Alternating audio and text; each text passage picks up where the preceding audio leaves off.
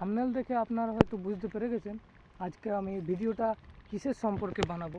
তা আপনারা প্রথম থেকে লাস্ট পর্যন্ত ভিডিওটা দেখতে থাকুন। Hello guys, welcome to my blog.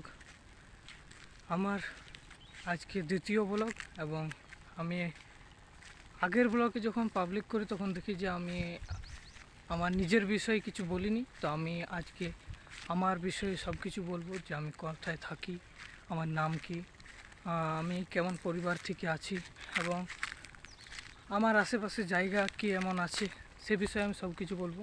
তার আগে আমি একটি ছাওয়া জায়গাতে যাই। এখানে খুব রোদ, আমি ছাওয়া জায়গাতে যাচ্ছি, তারপর আপনাদেরকে বলছি।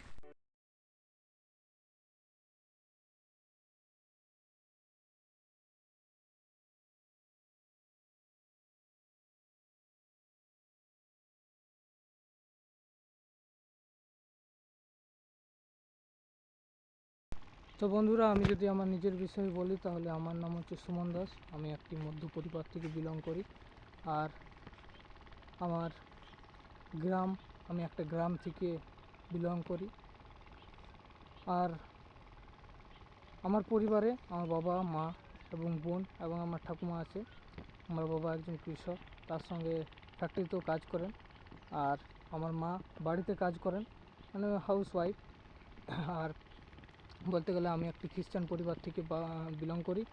আমি আগের ভিডিওতে তোমাদের প্রত্যেকে বলেছিলাম যে শুধু নেচারের নিয়ে ভিডিও ছাড়বো, কিন্তু আমি শুধু নেচারের না, আমি সব কিছু আমার যত আমার খ্রিস্টান লাইফ, আমার নিজের লাইফে নিয়ে আমি ভিডিও ছাড়বো।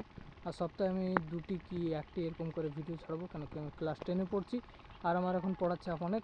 আমি যতদূর সম্ভব তোমাদেরকে ভালো ভালো ভিডিও দেওয়ার চেষ্টা করব, তোমাদের খুশি করবার চেষ্টা করবো। এই ভিডিও দেখে আশা করি তোমাদের খুশি হবে আমার চ্যানেলে।